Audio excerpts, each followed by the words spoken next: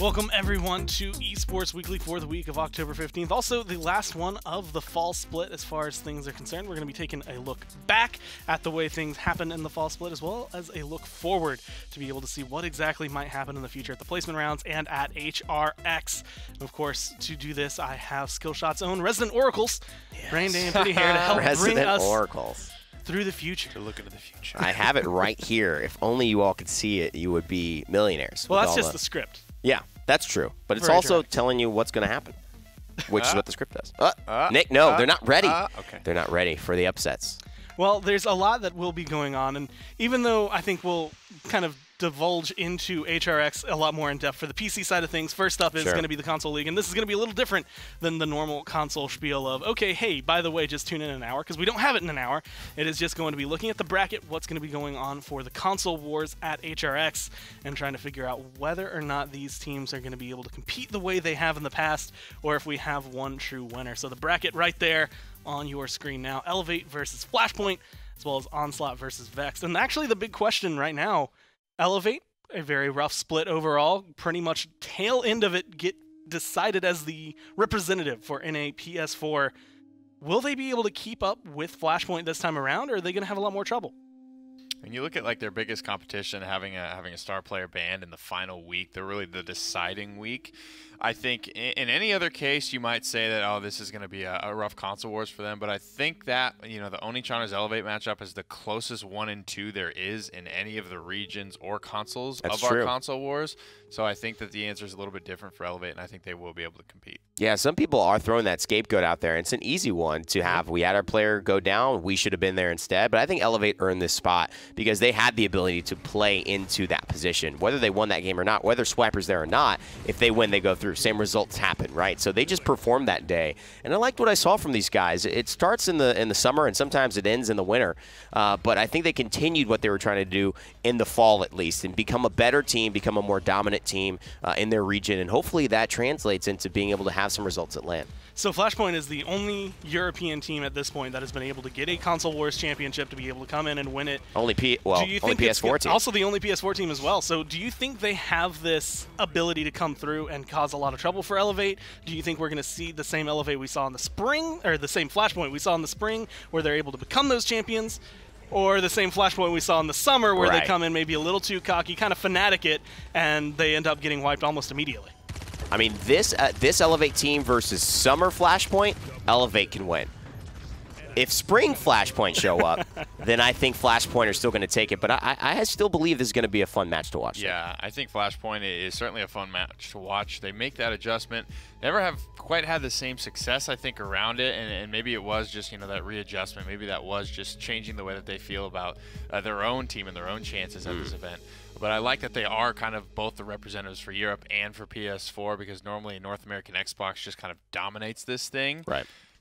That being said, I do think Elevate can absolutely compete with this Flashpoint roster. And that's actually a great segue to the second half of the bracket, which is going to be Onslaught versus Vexed. Onslaught, the current reigning Console Wars champions, and Vexed, the team that, as far as I know, every single time they've shown up have not been able to escape with a win. Even when we did double elimination, they got eliminated by Onslaught early on, and then when they went to the bottom bracket, I think last time it was Flashpoint that ends up taking them out, although it was a little closer for them, and they've looked better every single LAN. The question is, do they have a chance here? I mean, that's single elimination. We don't have the double elimination like we had in the summer because of the way things are working at DreamHack. So they have one chance to take down Onslaught. It doesn't feel like it's going to happen this time around, but I'm not going to close the door on it. I just feel like Vexed don't have a good track record. There's no reason why I would feel confident in basically saying they are going to best who has been the best, most consistent team for us in pretty much Paladins console history, which is Onslaught and those boys. So they have two problems. One is that, you know, they always have to go up against North American Xbox in the first round, which traditionally has been the team in the region that wins the event, right? So that's going to make them not look so good. When you watch them play in their online split, they do have moments where they look good. And so that's why, for me, it's hard to tell whether or not this is just the flaw of the console wars. I think it is. Being so broad and, you know, so many ways and so many teams that you don't have to compete against to eventually make it to that top 4 to make this event. So it could be potentially some of that, but I don't know. Something in my gut tells me that there is something there for Vex, and they do have what it takes to to do well at these events, but again, I think that they just have to go up against the strongest region every single time at these events. And that squad, you know, it's usually runs into the wonderful early on, and it's just tough. It's just tough because they have so much veteranship on the side of Onslaught, and they have so much cohesion as a unit. They've been a team for a long time. They've won. They've got MVP trophies sitting in the back, and they probably bring them to LAN and they show them off and they say, "Hey guys, what do you want? I mean, this is you ready for my third? Where should I put it?" And they're polishing the first two, and I think that can hurt Vex's mentality, especially when you have this hill to climb. Guys like World Edit could be stars. This is the moment you become a star. So I'm not going to count them out. I'm just going to say that we're going to have to, which will be great, either see Onslaught can keep doing what they do, or we'll see a star being born from World Edit and some of these guys like Narc and Slopodopoulos on the main stage, and that'll be cool. Well, I'll say this split of the console league was absolutely, I think, the most competitive overall. There was a lot more question marks around some of these teams coming up. Like even though they were number 2, for the most part, they were very close seconds, or in the case of like Flashpoint, second and third were incredibly competitive with each other and almost able to make at least a little scratch against them. But they have plot immunity, I think, in their region as of right now, the way things have been going. But one of the things we've mentioned it a lot and harped on it a lot, but it was the new aim settings. It came through about 2 or 3 weeks ago. PS4 had it. The next week, Xbox had it. And we started to see a little shift in meta, but by the time HRX comes around, it's going to be a full month, maybe 2 months, that these teams have been able to play with it, get used to it. Do you think this is going to bring about a kind of new meta for LAN? Maybe a little bit, and I'm excited for whatever it does bring, because I think the only thing that's happened as a result of the aim settings is more champions have become available. I don't think anyone's fallen off as a result of the changes. Yeah, and if only it would be like because some more threats have risen, that maybe some champions who didn't have that threat before, you know, you look at some of those hit scan champions coming up into the Rise, and maybe it's not as safe or not as guaranteed to play the Drogos here, or to play the Willow here. You might want to ban them out instead, or something of that nature. But I think that overall this has been, and this month will be for PC as well, so we may not want to only talk about this with console and save this, but there's a huge meta that's going to develop throughout the next month or so. They have a long time to play on this patch. The settings, whether it's aim settings, whether it's dredge being available, all of these things, especially on console, going to make a big difference into how people draft, and I don't think anyone's going to know until they show up on the day. Well, hey, that's going to be the console wars. That's going to be November 16th through the 18th for DreamHack, HRX at DreamHack, as the way things are going to be going. So tune in then when they're ready. We won't really get to see much of these teams until then. In fact, we won't see any of these teams until those days. But on the other side, we have the PPL, which we'll see a lot of these teams before then at the placement rounds. But before we get to the placement rounds, before we get to HRX, we do want to kind of look back at the fall split, the way things kind of shook out from the beginning to the end, as well as just this last week, the way things kind of went. We got to see another 4 frontline composition. This time it was successful.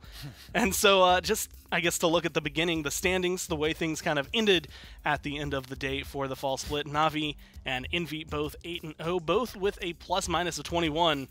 Whereas the rest of the teams, I feel like, did a little bit better. Mouse at the very bottom, but other than that, Europe was probably the most competitive that we've seen ever. Yes. It was a fantastic season for Europe. I tout this as probably my favorite fall split to watch, just because of the teams that rose up and down, who had been trying for the spring and the summer to do that and hadn't been able to. And Fnatic taking that fall, NIP stepping up, and what a fantastic switch that's been for just the competition in the region overall to be exciting as a viewer and a caster to watch. It's good, and it kind of reveals how close it really was, maybe the whole time. Fnatic let off the gas just a little bit, and NIP just zoom right on past them. Virtus Pro nip at their heels as well.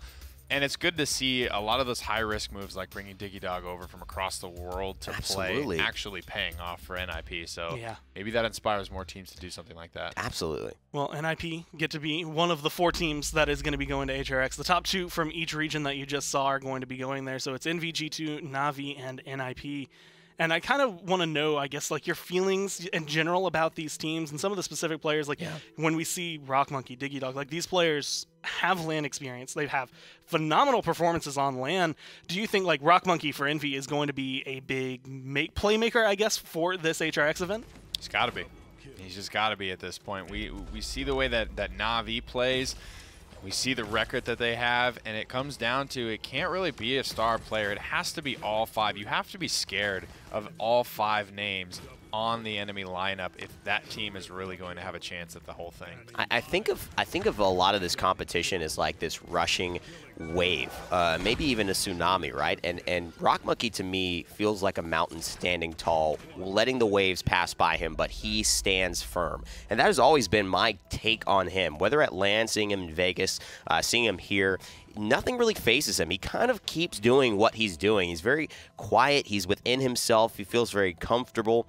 The only thing that can, I think, shake him is when he doesn't get his picks. And that is where you look at the champion pool being maybe the only weakness of a guy who, for a lot of this year, we've been calling the best player in Paladins in the entire world. So for that, maybe that's a little thing he adds. Just 1 or 2 in the pocket means you just can't ban the guy out, and you got to give him something and just be willing to say he's going to pop off, but we got to play around it. I'll definitely give him the best aim, I think, that we have seen in a long time. It's one of those things all the admins, I think, always talk about when they're in there, in the booth, watching Envy play. Like, they'll just watch Rock Monkey stream. Because it's the most fun. It's almost like, people have equated, like, if you're watching it, it feels like you're watching an aimbot. Like, he's just precise all the time. And, like, watching his arm, watching his movement, watching him play is just a treat for anybody. But that's going to be Envy coming in as your #1 seed from North America, so they're excited about that. They get their undefeated season as well. Huge. And the team that they were able to take down twice this split, G2, who normally come in as #1, normally come in the 8-0 team, who haven't had the best international success,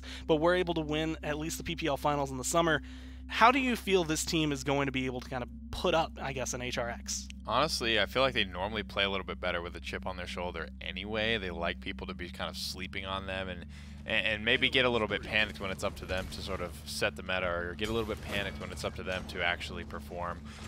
I think as long as Cuss and Doe continue to play the way and play as aggressively that they have, that really kind of wowed us when we saw Cuss QD actually flip-flop onto the front line. If they can continue to do that at HRX, I think they will be just fine and place fairly well. G2 always get a little bit of respect, but they got a little more, I think, because Envy were really good, and they still were beating Envy in the online splits after Vegas. And so people started to just go into LAN thinking, well, we have to know G2 Envy, and we have to know Na'Vi Fnatic, and that's how we have to prepare to be able to get these things. And what ended up happening is I think G2, they, like Nick said, totally reiterate, they like playing without that pressure. And so now that they don't have it, now that people may not even focus on their top 3 to prepare for G2, because I prepare for NIP, Fnatic, and Na'Vi before preparing for G2. And then you throw Envy in there. They're like the 4th or 5th team that I would prepare for. So they're going to have a little bit of wiggle room, and I think that's just what Doe and Cuss and those guys need to really pop off, man. I think they might have a big tournament. Well, they're probably the one that everyone's eyes will always be on, because they're kind of like the hometown favorites. Like, everyone loves G2, and they want to see them be successful, even though in the past they haven't been able to bring too much, at least internationally. They're always energetic. They always have that energy about them in LAN that brings it to and spreads through all the players. Yeah. And I'm wondering how it's going to be, because NIP is another team coming in, #2. Yeah. But we haven't seen a lot of them at LAN for a while. And DiggyDog maybe being the exception, since he got to come around with Kanga for a few times. But they missed the last LAN. Most of the team missed the LAN before that, DiggyDog being the exception again for Kanga. Do you think he missed it last team, time because he was in the transfer window, still with NIP. So do you think this is going to be the team to kind of like the underdog? Like, they get in that #2, everyone's looking at them, but like you said, you've got G2, you've got Envy, you've got Na'Vi immediately, plus whoever comes out of the placements. Like, is NIP going to be kind of like sneak under everyone's radar? They are a little bit of an underdog right now, and I don't know what entirely to expect from them on LAN.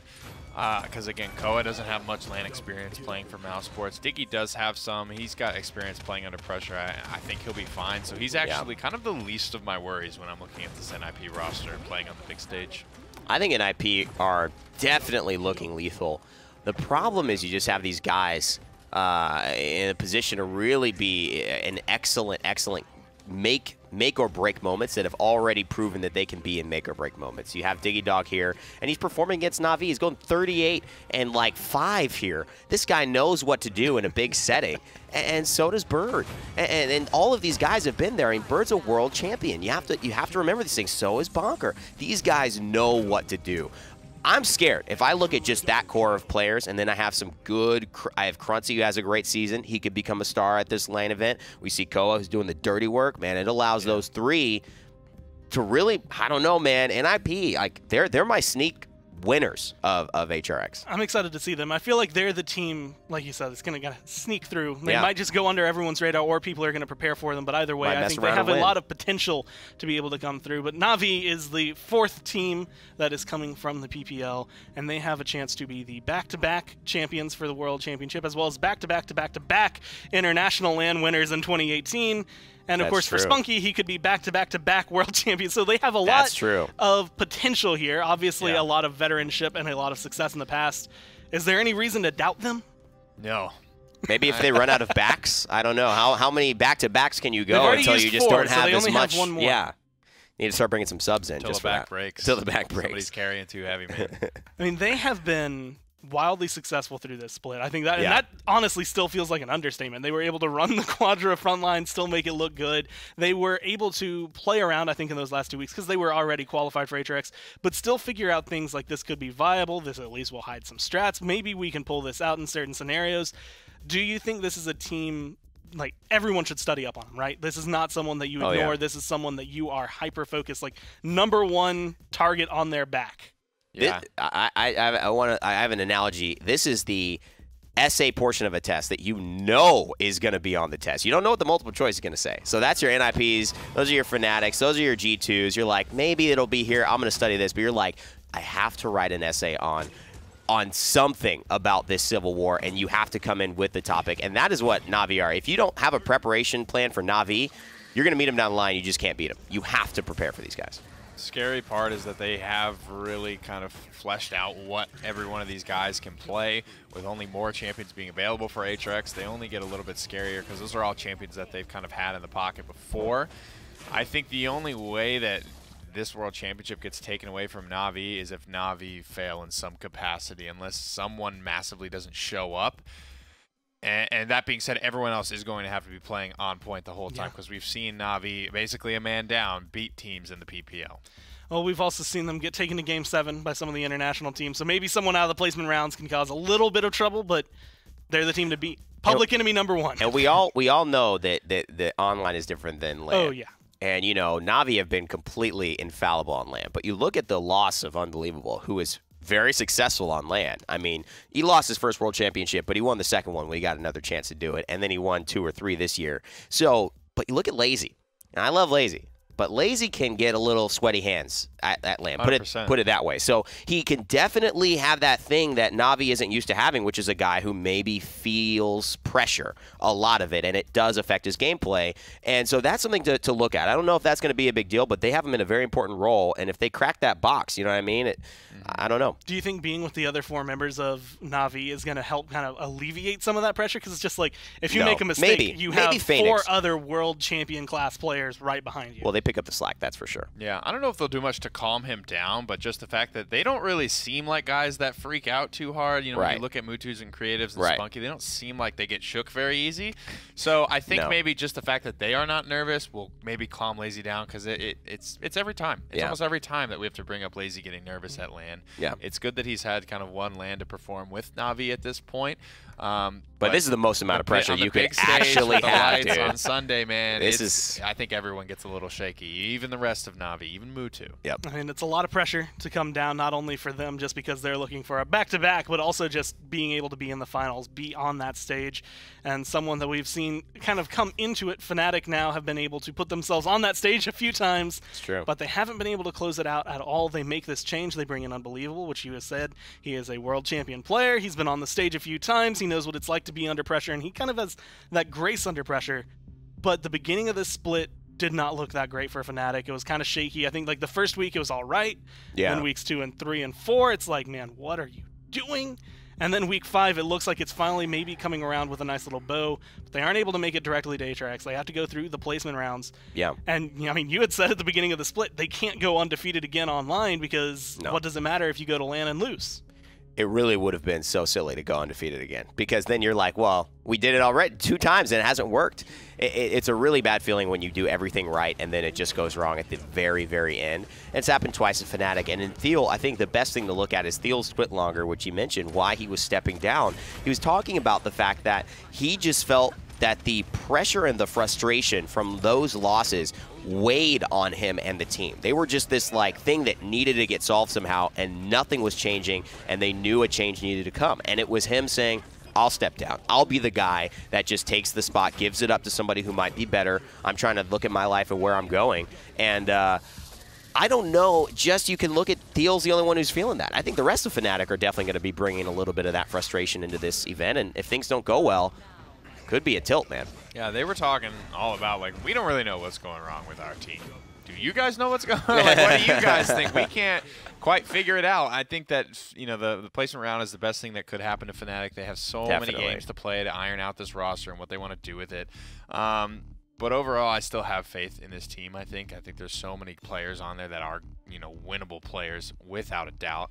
So they just have to figure it out, whatever it's going to be. It was a 3 DPS for them. What kind of makes this Fnatic nowadays? You know what they need? They need some hard wins. They need some wins where they literally grind it out, man. Every time they win sets, they usually just dominate teams. And then they get to Na'Vi, and it's like, that's the only 5-game set, 7-game set they play. Fasheko and Bittner, those guys need to get in the mud. I'm sorry. There's a little bit of cockiness that they bring to the table. I want to see them really sweat out a set, be nervous. That clip that we play in the beginning of all our casts where Fasheko's like, and Thiel's like, oh, what? We're getting 4-0, man. What? I don't have anything to say to you. They didn't say anything. What, dog? You know how to deal with this? Like, they just looked at each other and didn't say to the anything. eventual world champions, and I just think that that's going to really, the qualifiers are their biggest blessing, man. That is going to be a great thing for them. And Fnatic, they come out of that strong, that could be a totally different team people are thinking about. Well, with the way they looked, at least in week 5, it looked like they had finally cleaned up a little bit more overall. The champions started to feel a little bit more at home. The play was better. So maybe all they needed was just a small change, whether it's unbelievable for Thiel or a big shakeup. They finally maybe alleviate some of the stress of, man, we've been losing all year. Maybe now we can pick it up. And so they will be going to the placements. But before that, we did have a bunch of rookies this split. And we've talked about them week in, week out, looking at them either in a buy or sell, just talking about them and their success on a certain team. And a lot of them were pretty successful, actually. I would say, like, considering how many new players we had brought into the PPL, you normally don't expect them to be, okay, this is a top-tier performance, but when you look at the way Virtus Pro were able to rise, the way NIP picked up some new players, and even to an extent, SK at the end of the day, I was going to say, what are you going to say for SK there? SK's dominance, and then their... I was just joking. But the first one, where are you going? Ninu on Virtus Pro, who, even though last week didn't quite show up the way we had seen, the previous 4 weeks were phenomenal from him. Yeah, I think he's probably my rookie of the split. Technically, Diggy Dog is rookie because he hasn't played in the PPL before. But off the technical, skip. Now Nick. I think this guy is the true sense of what the rookie is going to be for the PPL. I don't think he's played at any LANs before. I've seen his name and ranked in some things like that. You see him around, but you never really know what they can accomplish. And just again, the fact that Diggy had moments. We played clips of his Willow on Stone Keep. He's just getting pocket bubbled. There was very rarely a moment where Ninu was getting pocketed by anything or anyone, and the kid was always successful. Yeah, I mean, he was successful on a team that was middle of the pack, so I think that's pretty cool to see. You never know how that works out, though. I mean, I always translate that to the NBA, and you look at Russell Westbrook, who's getting triple doubles every night, but Oklahoma City's like winning, half their 6th seed. It's like, and then they lose first round. It's like, who cares at that point? And would you be able to do that on a top tier team? What I think is impressive is Cruncy and his ability to actually be a part of this NIP roster that's now looking like a world championship roster, to jump in and then be just, I'm fitting in. Here I am. I belong here. Like, I think that's actually a really strong thing as well. It was actually an incredibly seamless transition for him. And again, we had mentioned this at the very beginning, like Clown Fiesta from Europe, a team that came to LAN, had 3 members that end up kind of pushing themselves into the PPL, Cruncy being one of them. And Cruncy was the one that I feel like at LAN, you kind of glance over him. Again, frontline players tend to 100%. Not take all the glory. And so he was just there. And he's always been there in the PGS, being able to play on several teams. But this split has been phenomenal for him. Like you said, a seamless transition into NIP. That's impressive. I mean, how good NIP are, like that to me is putting him a little bit over, Nick. But, I mean, we've all been impressed with kind of what he's doing. Absolutely. Now, Gore, I think you mentioned the SK joke. But it's not really a joke. Well, I really was impressed with some of these guys. And, Dethroner or Payan, who kind of got your vote? I want to know as far as who took the Rookie of the Year on SK. Can Dethroner truly count as a We're gonna Rookie count of them both. the Year? We're gonna just count because them both. He's been a sub for so long before. No, his this. first year playing. It's like you redshirted in your first like college year, you know. So you're like a part of the team, but you don't technically count, and then you could actually play, but you're a sophomore. Who do you give it to? Well, I was asking Nick because I was curious because I've been talking a lot. A lot of I think you have to give it to Payne, but it's interesting to look at Dethroner because he did end up, you know, despite the tweets about being the DPS player of time, he's really kind of turned into like a front line for them. And it's very hard to look good as a front line on an 0-8 team. So I think by proxy of that, there really wasn't much that I saw, you know, that could say, oh, well, he's changing the game for SK. I think Payne definitely, I would give it to him in that instance. Now, granted, you know, Dethroner had some good moments, and granted, we were looking for them. That was the other thing. We were keeping an eye on it. Would we have noticed? Would we have said anything about Dethroner if he wasn't new and we weren't trying to make a story out of it? I don't know. But I do agree with you the fact that he just was on a very bad team. Both of them were on a very unsuccessful team, which is why, hey, man, they're 40% of the team. That's a hard thing to give best rookie to when, you know, your performance is as a result of, you know, going kind of winless. Because when you look at Nino, it's a very, like, kind of parallel scenario that he was put in, and I think he was a lot more successful in it. I would actually take the same point you had made, Nick, but kind of transition it where it's just, you know, it's hard, I guess, for Dethroner to look good as a frontline in this kind of team where they're not doing well, they're not winning a lot of games. But the fact that he had good moments to me means that he is playing out of his mind, and that actually I think some of the onus needs to fall onto Payne, where there were games where he just didn't show up, and then the games where they are successful are the games where he's there. That's so true. The trade-off, I think, for him it's rough as a frontline. I think Payne had more star-studded moments, and you should as a damage dealer, and Dethroner was more consistent for me throughout the season for SK. I think that's fair to say. And so there's one more player that we have on this list, and it's Bolka, who comes through, because I think we originally were like, maybe we should talk about Alex, and then we were like, we have mentioned Alex literally every single week of the Esports. I love you, Alex, but you got too much airtime this year. So we're going to transition and actually look at some of the healers coming through, and this is one of those things that's very similar to, I'd say, to where Dethroner is, where it's just like, it's hard to look good on a team that's not being successful if you're a frontline or a support, because what moments are you going to have that really stand out? But you know what? NTBs carried a lot of the pressure of tackling that point fight, and whatever he does can't be done without Bolka. And I think you have to give credit to that. Mouse won a lot of points, man, towards the end of the season. They took Virtus Pro, took Fnatic to 5. They had a lot of points that they were winning, and it was just good play from Bolka and synergy from NTBs, which is that's a good sign for me. Yeah, it's very difficult on support, probably even more so than it is on frontline. It's a job that you kind of either just get complained at or nothing happens, right? If you're not doing your job, everyone's kind of yelling at you. It's really fun. It takes fun a guy like it takes a guy like Spunky, I think, to have those like wow support moments. Garrett gets some of those as well, but it is very difficult, and it takes that kind of world-class support to even like be noticed outright. Unless you like make an effort to switch to their cam and watch what they're doing, it's hard to notice what a support is actually doing for that fight. Yeah. Well, that's all we have for this fun, last though. week. Good rookie the way season. The PBL have been going, rookies looking phenomenal, and the way things shook out for some of those teams, better for some rookies. NIP being able to make it all the way, not so good for SK and Mouse, but I think there's still a lot of room to improve, and a lot of room they have to improve, because these players are going to be going to the placement rounds, which is going to lead into HRX. And so we actually have a quick video being able to explain exactly what the format is, where these teams are going, and what exactly they're looking for. Hi-Rez Expo is quickly approaching. It's one of the most exciting events in the realm, and it's finally time to dish out the details. Let's get into it. DreamHack will come later, that's where we crown a champion, but first and foremost is the placement round. We've got to make sure we've got all the best teams lined up and ready to fire. 15 teams will be tossed into the mix, 3 from the North American Premier League, 3 from the European Premier League, and a slew of contenders from across the world. Double elimination and best of 3s for everyone ensure a fair fight, so leave the excuses at home. There's a limited amount of spots to fight over, and everyone will be gunning for it. When it's all said and done, teams 1, 2, 3, and 4 will be ready to join those that have already proven themselves in the Premier League. DreamHack is single elimination. That's it, no parachutes. Every team going for broke. It'll finally be time to see who's the world champion and who's not.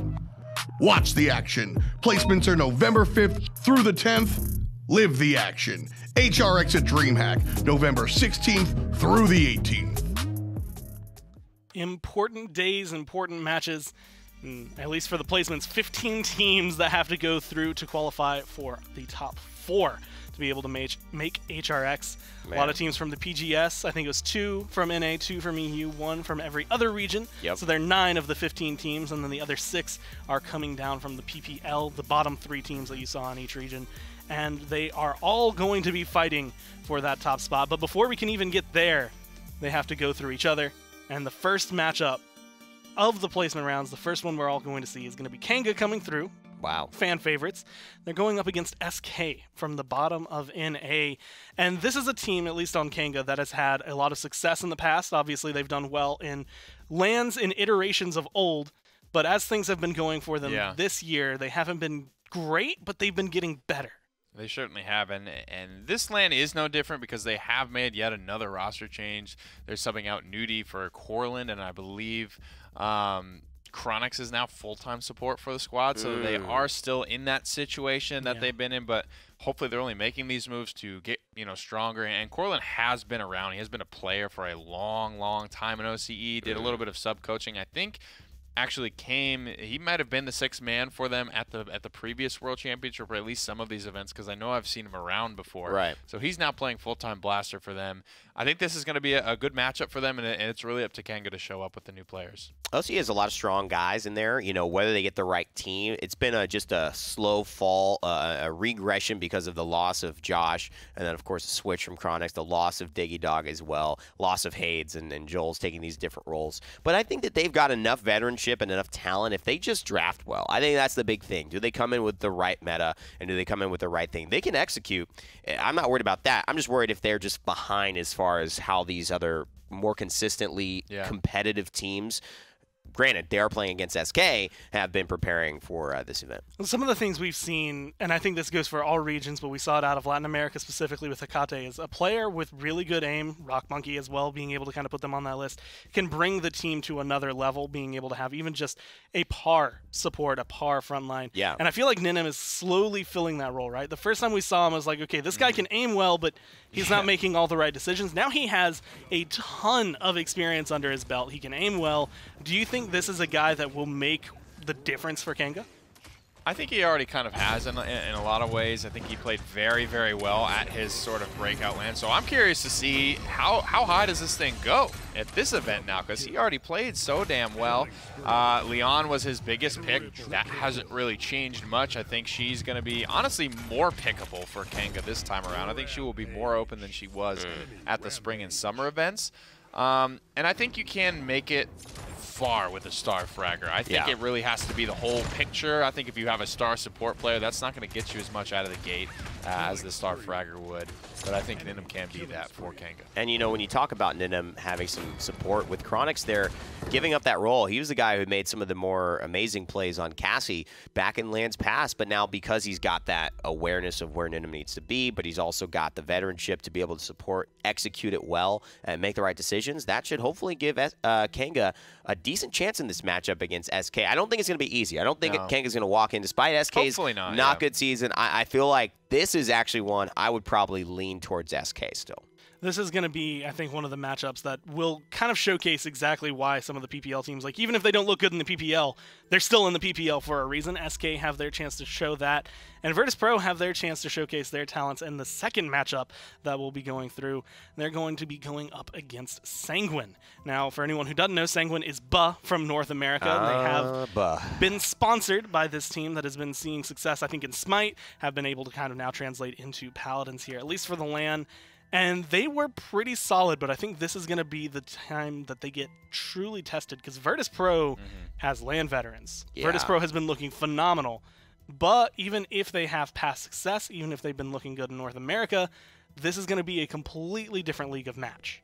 Yeah, they have my second most amount of mercy here. My first obviously goes out to the hearts of those playing against Fnatic in this placement round. Yes. There are a couple of these matchups that are going to be rough in the early stages, and I think this is one of them for Sanguine. I think Virtus Pro is a really powerhouse team for this event. I mean, their drafting is going to be, I think, just at another level. We always see it. European drafts are just better than North Americans usually, and that's what evens it out. So my thought is that this is a better tournament if North America prepares enough. And if they don't, it's always just a gamble. If they don't, it's going to be one of the faster sets we've seen at LAN. Perdo, Sheepa, and Elven Path together. I don't, you know, that's half of that's 60% of a team that pretty much won everything in Paladins for about a year.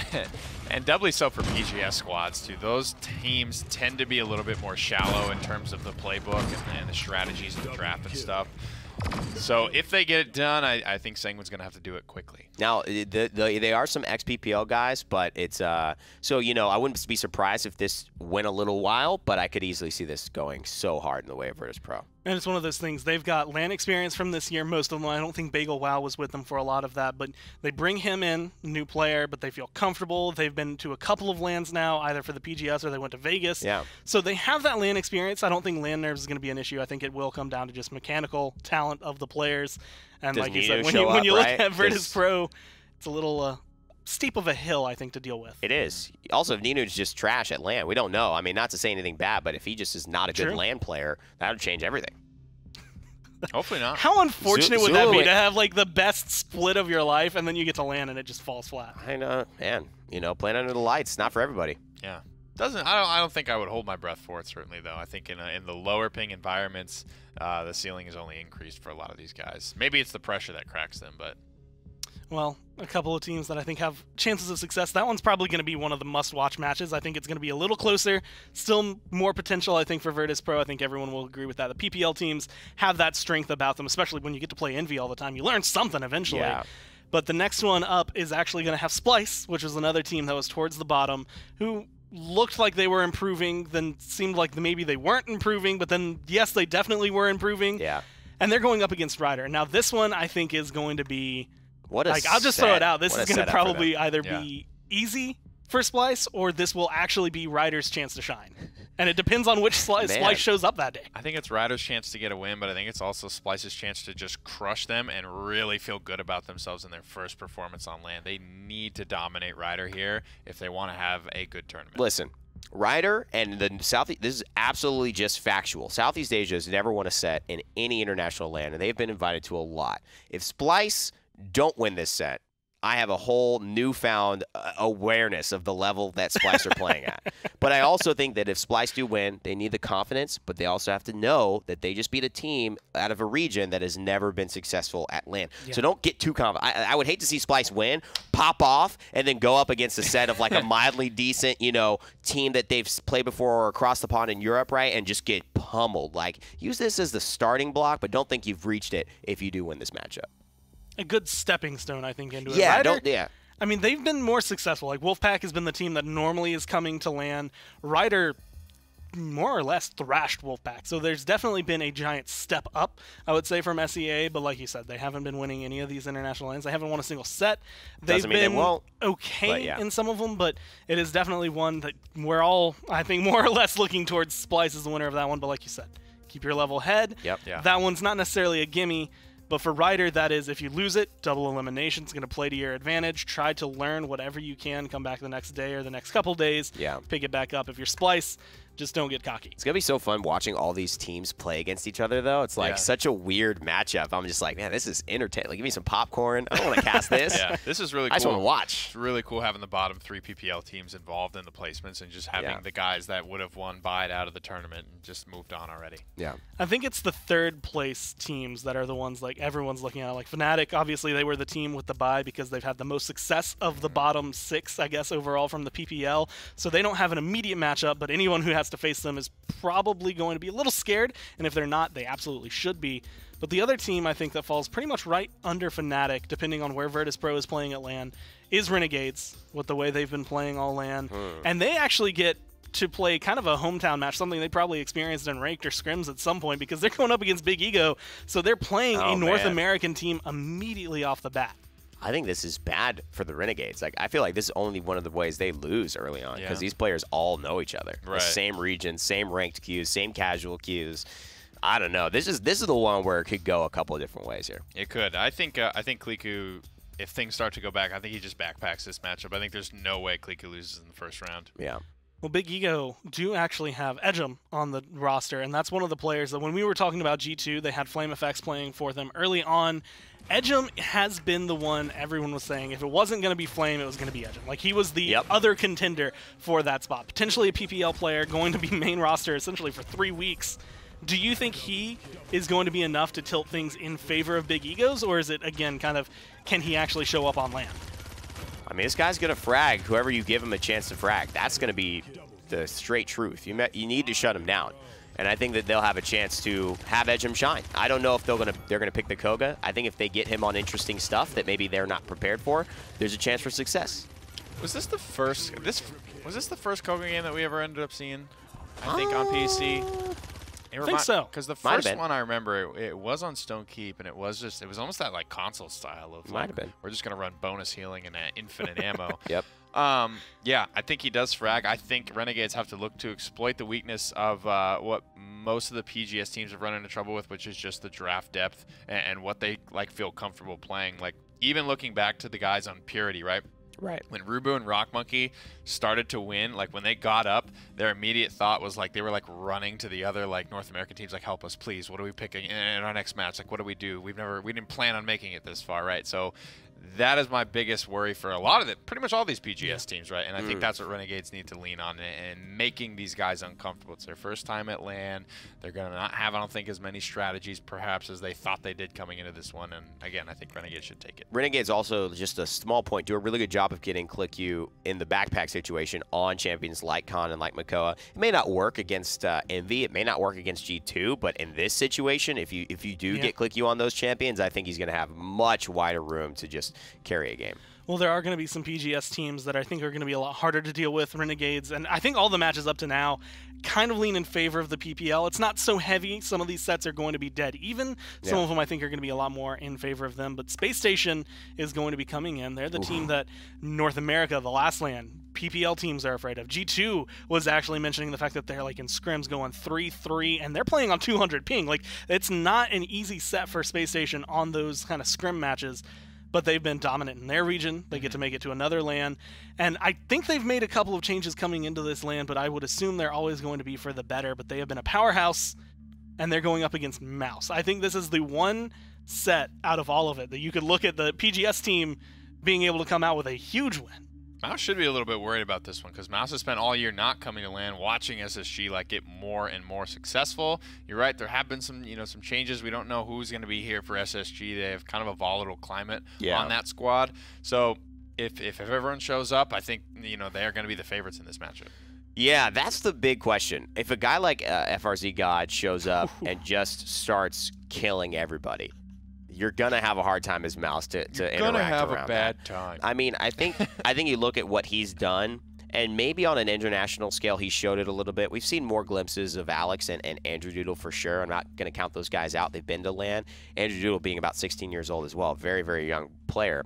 And I think that you look at FRZ God, if they can match each other, it's gonna be a good set. If FRZ God though doesn't get matched by Alex or Andrew Doodle in terms of his volatility and being able to just destroy people when you're not like team focused on killing him, it's going to be lights out, man. He's just going to snowball. FRZ God has been touted as one of the best blaster players in the world. Like, people were giving him top 3, top 4 I wonder how his Dredge will be. So I'm wondering what he's going to bring to the table. Like you said, Dredge is going to be available, so that's going to change some of the dynamics, how much time they spend practicing it. But he is probably the one where eyes should be on, and I kind of have to full back you on that one. I mean, as long as he has a very solid game, I don't understand, or I can't see. It's going to be blaster for blaster, right? Like, whether or not you can take it away or overpower him. Exactly. And, the way these teams, I just feel like it gives us a glimpse as to why Paladins play the way it is. And they take these halves and they take these set fights, because when you got a guy like Bugsy on a team, or you have a guy like Creatives on a team, you can't just run out willy-nilly. They'll instantly kill you. You have to have a plan. You have to be coordinated. And I think that's where you start to see the depth of a team and how good they are in those situations. So we'll see how good Mouse is. Mouse, That one's probably going to be the toughest matchup. Like, out of all of them, All I of think these I'm so when excited you're looking to watch, at SK Kanga, that's going to be a tough one. Mouse versus SSG is going to be They got the worst. incredibly difficult for them to go through. But we also have new faces that will be showing up here. We have what was Sour Team, underrated, who have been looking pretty good overall in Europe, being able to kind of sub in Simsaloo for a couple weeks, being able to play around with a lot of their roster. And then the new faces from LATAM. We won't be having Hecate and the boys, although maybe with some change-ups, one of them will end up showing up. But Zaga Talent Gaming were able to win against them. 1 week, it was without Hecate, so everyone was like, well, maybe that's just a gimme. Then the next week the next time they matched up, they had Hecate. They had pretty much the 4 out of 5 roster that took Na'Vi, and they did not care. Man. And it has all kind of been on the back. We've mentioned him before, but Exterminia being one of these players to keep your eyes on. Absolutely, man. He was super dirty and underrated. They're not gonna have Nino. He announced that he just wasn't able to make it. I think. Seriously? Yeah. So I think kind of free for them at this point. And I think they're in almost the same situation that Splice is at this point, where they're new. They need this win. They need to crush underrated here, and then I think move on with that momentum and see how far they can go. I will say Hayes, I've been a big fan of him. I've been a big fan of Second. I think if they can get Simsy out here in replace of Nino, that could be a big look. Big. I don't remember his name, but it's not. It's not. They're bringing somebody else. They're bringing somebody else. I can't remember what his name was. I don't know. I'll look it up. So we'll try to figure that out. But, man, I'm just super excited for the potential of this set because it would be awesome to have another LATAM just competitor that's really soaring through this bracket. I've actually said Zaga Talent Gaming are the team that I'm keeping my eye on because I think the reason we look back, you go to HRX, you look at Worlds, and all of a sudden Nocturnes is showing up, and I feel like it's because no one knows what to expect out of this team. They're a PGS team, so no one was really keeping their eyes on them, and then they rock the world. And it wasn't the first day. The first day they get bopped. Nobody was gonna looking at them at all, and it was through that loser bracket run that they were really able to make a name for themselves. So Zaga being able to beat that kind of team, to me, puts them on the list as you can't underestimate them. So Nixus will be coming in place of Nino. That's not a name that jumps out to me immediately. I don't know if I know it. It's not. I can't really talk too much about it as far as reference points, but I do know the name. So it's interesting. He'll be subbing in. Good luck. It's just huge shoes to fill. It's huge shoes to fill. Nino is everything for that squad. Yeah, they've been a core too. I talk about their core, and it's just an interesting core where you have 2 damage dealers and the support instead of kind of 2 front lines and a support or something like that, right? So they have a little bit of an interesting triangle that really worked for them as far as just these threats and then this consistency with this healing. And so I miss it. I'm gonna miss it, but hopefully they do well. I think Zaga though have a chance to win. Well, that's going to be the, I guess, penultimate matchup that we have that's guaranteed for the placement round. The last one is Cryptic versus Armada. For anyone who doesn't know, Team Cryptic was Blazing Hussars. They get sponsored. They're coming in. Armada is Ovum in the crew coming through. He's actually been able to pick up a couple of names from the old B5 squad. It's going to look, I think, a little cleaner overall. But, I mean, this set is kind of Ovum versus the world, right? He always comes in. They always have a great Bright Marsh, and that's about all they've been able to do. What? Ban your Bright Marsh. Ban your Bright Marsh. They'll have another map, though. Yeah. I'm really excited for this one. I am too, man. I think Armada is, at this point, not only a team that I just think will win, but I honestly want them to win at this point. They're a really easy team to kind of get behind. It was fun getting the chance to actually get to know them because they eventually, they keep coming back. They keep coming back. You just have more conversations in passing with them. You get to know them a little bit more. They're all really cool people, and I just want them to win. I just want them to win. Well, Cryptic is actually in a really good spot, and it's hard to tell when you're looking at the top of EU PGS and the bottom of EU PPL, because Mouse, even though, again, if you don't look good against the PPL, you're playing against the best teams in the world constantly. So I'm curious to see what Cryptic is going to bring to the table. They have a lot of really established players. Madara is going to be on Armada this time around, so it's going to be really good for them on Armada's side. Cryptic, I'm not sure. I haven't heard any issues of players not being able to make it so far, so I think everything will be clean for them. And I think that my eyes are going to be towards them, not only to perform here, but I think they just in general to prove to teams like Mouse, to teams even like Virtus Pro, absolutely, that there is still talent in the PGS. Cryptic have a lot to play for because they're playing for PBL spots potentially. You know that Mouse is, whether things go well here, will be a deciding factor. But Mouse, there's going to be some other teams, depending on how well Virtus Pro do, there's going to be a lot of teams that are still looking for guys, right? And I think that is something that this is an opportunity for all European teams. You look at Cryptic and the ability for, what are they now? Underrated, but they're sour. Are they still underrated, or are they sour team? They're underrated. Yeah, underrated. So that's going to be a really big opportunity for both of them to kind of play and just be like, this is the combine, man. Let me show you what I got.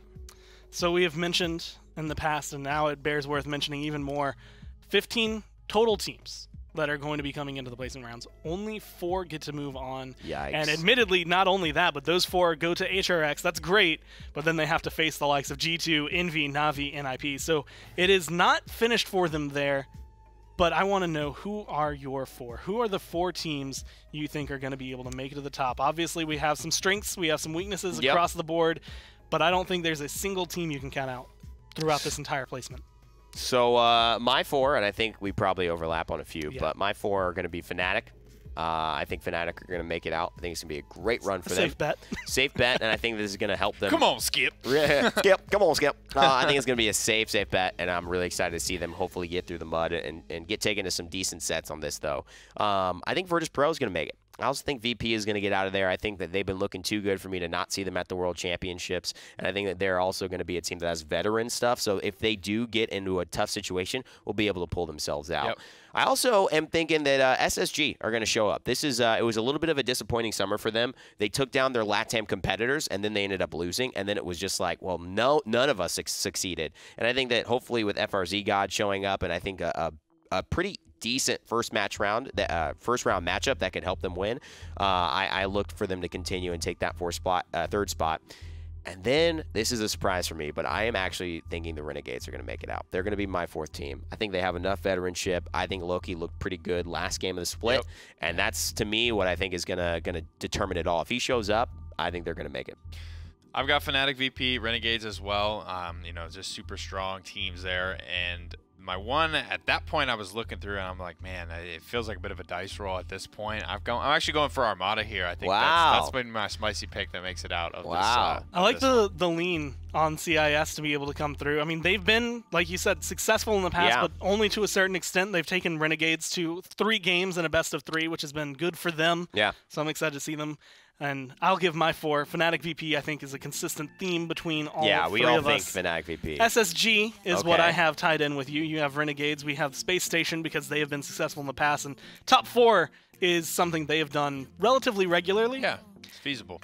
I think Zaga Talent's going to show up. Yeah, and that's part of a good me one. is just looking at, again, the way things have gone for them and the way history has been. That's a good one. Beating Hecate and the boys is no small feat. No. So being able to climb through this, again, just to the top 4, make a lower bracket run, that's LATAM. That's them in a nutshell, so I'm hoping to see them be able to kind of make their way through. But, again, it's a dice roll. These teams are incredibly close, and we don't know exactly what kind of plays we will be able to see. But we do know what kind of plays we have seen, top plays, at least from the last week that we got to see. And some of them were, I would actually say, moderately, well, more impressive than what we've seen in some of the weeks. A little bit coming down, like either clipping someone just on the edge of their hitbox or turning a game around. The first one's actually Bitey with his Dread Serpent on Drogos. Granted, they didn't win the entire fight, but this was the perfect counter. It was a for nice the engagement. serpent. You never get to see the full Dread Serpent either. Well, it's just beautiful. Beautiful awareness of the map. The intention of Random Noob counters it out wonderfully. That's coach for you. That's coach for you. The coach for you. Was able to come through. NIP had one phenomenal game against Navi. It was the only game they had that looked fantastic, and Diggy was just killing literally everyone that crossed his path. Yeah, literally. And at one point during all of that, he ends up getting a quadra kill, so it's no surprise. I think at the end of it, I remember looking up, he was 27-8 at one point. I know he went even further than that. It was just clean. I think he made it to like 38 killing blows, and I'm sad that he didn't break 40, because I think that's, it's one of those records that I think he already has, and I just wanted to see him just become untouchable in that regard, and they fell flat. In 38 can happen. Fight. It can happen again. You believe the LAN run for top kills ever gotten in a game will be made by Diggy Dog? Listen, I mean, at the qualifiers, you could see some team blow another team out like that. It is possible. Well, the last top play we have, the number one of this last week of PPL that we got to see, was actually Bugsy on Maeve. And going into this, I was unsure about the Maeve pick. I remember like commenting on that a lot. He literally wins them the game because this play. Yeah, not only like for how important this play was for the overall nature of this game, but I mean doing it on Maeve too, without being really pocketed. I mean, there's a lot that he did. He had to take that first match of that first kill with just the daggers to have enough cooldowns to get through the rest of that team. It was such an incredible turnaround. It's one of those things, you pause the fight before it happens, you take odds. It's like a 99.9 chance that they just don't bring that one back. Well, with every top play, there's always going to be at least one fail that comes through. And I dubbed this one as Drop Bodies Drops Off. Drop Bodies Drops Off. He took my class on how to Leon. Took a tumble. This is how you pro Leon, kids. That angle, using Manifest Destiny, or Murner First Destiny, as you've been calling it, because of that kind of performance, it's a little further of a dash than I think you're normally used to. When you manifest your destiny, it's a lot of responsibility. Sometimes you can't handle it. What an unfortunate destiny to have manifested itself. Well, we have also been doing buying or selling for these last few weeks. We have. It's been a theme. With the final week, at least for a little while, of Esports Weekly that we're going to be doing, we thought we would kind of be able to look back at some of the things that we've bought or sold. Talus is the first one up on the list, so we're going to look real quick to see what exactly we had said about Talus, and then see if we were right or wrong. But speaking of flanks, Talus is also someone that we're looking at for this week. He's been all right. Like, I wouldn't say he's doing stellar. I wouldn't say he's doing bad. Do you think he's worth buying, or is that something that you just want to get out of here? Take my wallet. I think he's going to get bought. You can take it all. I'm definitely investing in Talus this week. I think it was already a good pick, and I think people were grabbing him up 5th. He did fit that kind of interesting lineup, but then he got the buff. I mean, I think the buff coming in 1.6 is going to be the game changer, which makes people say we should prioritize Talus, albeit maybe not more than a Leon or a Blaster, but I think. So, do you think Talus a worthwhile buy? I think I made money. Yeah, I think that was a good investment. Yeah, for sure. Was it like, I guess, like, did you get like the pay in, pay out, like you just broke even, or did you get a little bit more? I think I'm taking some extra vacations this year. I think I'm looking pretty good. I might get a newer car. Yeah, I think that may be this. Do you think Talus is going to play a big role during the placements and at HRX? I don't know about big, but he certainly started to get picked up a little bit more, and he started to be successful on his own, which was the big thing that Talus really didn't do much of before. I think he a lot of times needed Torvald before. Yeah. I think the second one we had was Tyra as someone that we had bought or sold. So just we're the go ahead champions? Just the T champions. That's how it always works. But we're going to go back. Are you T-ist? And I guess see what we had said about Tyra as to whether or not she was worthwhile. Okay. How about Tyra? With the way things have been going. I mean, we've hit on her quite a few times. But is she something, I mean, she's been highly valued. Do you buy and ride the risk, or do you just sell now? I'm buying this because it should be just dirt cheap. Low. I think this is dirt cheap stock right now, and you want to load up on it. No, this is not dirt cheap. This is first ban, first pick stock right here. Maybe over in Europe, but in the U.S. markets, it's not doing very well, Evan. So I agree, and I'm gonna go for where we've seen it played, which is Europe, where it's highly valued. I'm gonna sell it. I don't think Tyra is valued at the appropriate level. I think she can work. Great asset. I love that Tyra is a factor in this meta. Is she changing games when you pick her? Do you win instantly? No. And for that reason, I'm selling my stock. I think she's going to fall a little. I think you made the right choice. I think I did. Yeah. She's not seen anymore, right? She was there for like a week and a half, and then everyone was like, dude, what are we doing? Dude, nice. I cleaned up this stock season, dude. You were set from the beginning at the get-go. But one person who I think is going to be coming through and making tides, I don't think we're going to do a buy or sell. It's just going to be your general opinions on it. Okay. Because we've seen a lot of these champions flow in, flow out.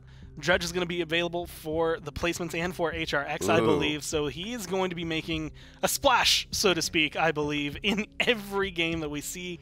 But do you think he's going to be as important? Do you think Drogo's, Bomb King, the other blasters are still going to take precedence? Or is he going to skyrocket to the top? I don't know, because when people get nervous, when they start to lose, they like to go back to what they know, and that is not Dredge currently. I think the biggest struggle that I've had with him personally is I'm hurling as many harpoons as my heart is content. But I don't have any like really reliable source of anti-heal. That's kind of what changes though about being in this coordinated environment on these LAN events, and I think that's what's going to be really kind of cool to watch. And maybe if you can cover that small weakness, that small little leak in the broadside there for Dredge, leak in the broadside. I think he can be very, very impactful. So go ahead. I was going to just ask, what do you think kind of about his ult? Because I think when I first saw it, I described it as kind of like a better Sky ult because you don't have to be there and able to apply the damage. I found it kind of hard to hit, personally. Yeah, I don't think it's better than anything. It's not even important. You don't need the Kraken to kill people as Dredge. And I don't know whether that's an intentional thing or not, but you really just don't need it. You never use it that way. I think Dredge is going to be pretty good at lane. I've seen a lot. I mean, I saw Mutu's been streaming recently, and he's been showing off some Dredge and the scuttle stuff that he's doing, man. I think that's going to be the play. Honestly, I think Hurl is going to get changed somehow. I think it's not going to make it in with the whole Piercer stuff, and I think that scuttle, if it stays no fall off, that amount of damage, you would just look at, like, imagine like Inara on point, and then you try to take it away at 50%, but Dredge is just firing broad. Like, you can't get on. You just cannot get on the objective. So he's either going to get banned or he's going to get picked. I think he will be really relevant at LAN. That's the biggest thing, is that Inara's been so strong leading up to this that I think Dredge is like one of the most interesting types of champions to counter in, because he is going to wreck her life. And I think, that is maybe the guy that breaks open the black box that's Na'Vi, right? Because they've been first picking her so often, and I think a lot of these front lines are going to have to be really putting their thinking caps on about how they want to play around that character. It feels like the style he's going to bring is not necessarily going to be vastly different from some of the blasters, but it's going to be enough that these teams are going to have to figure out their strategy, how to play against him, play with him, and that's something that we've seen like Na'Vi find success in the past. But that's also where we've seen a lot of teams break, because they just either haven't paid enough attention to him, or they didn't get enough experience against him, and they didn't have enough of a chance, I think, to take him down. So looking towards him as potentially being like the breaker of meta during the LAN.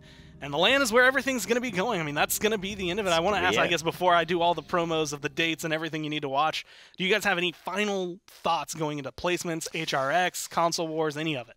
Super excited that just the way that this PC tournament specifically is being able to be played out. I think you have a lot more interesting upset potential and probably a lot more motivation for these teams like Zaga, like SSG, that have always been floating around in there. They only need to make top 4. They've gotten close every time, and we've buyed out 4 of the teams that have been taking those top 4 spots every single time. So a lot of people are going to shift a little bit closer to the front of the line, and I'm excited for it. I can't wait to see these different lineups from around the world. That's, to me, going to be the selling point for the qualifiers. You just get to see these teams that will maybe never play against each other again. And it's awesome because we have a LAN that's inviting all of them. And so that's the great part about this. From the bottom to the top, you get to earn your keep as to whether you belong at the final world stage. And that, to me, is something that's good football. That's going to be great for them. And again, a lot of that's going to be November 16th to the 18th for HRX. HighResExpo.com. Right now, you can get a ticket to see it live, or you can sit at home and watch it wherever you are at live.skillshot.com. But before that, November 5th is the day you want to remember. Yarr. November 5th through 10th is going to be the placement rounds. That's going to be double elimination, 15 teams, a lot on the line for these guys to be able to come through. So you're going to want to tune in, live.skillshot.com, or you can just keep track of Paladins Pro on Twitter to make sure you do not miss any of the updates, any of the games, any of that. But with that, thank you everyone who has tuned in for this entire fall split, who's planning on tuning in for the placement rounds, as well as HRX. Speaking for myself, Rande Pretty here, everyone here at Skillshot, thank you, and we will see you November 5th.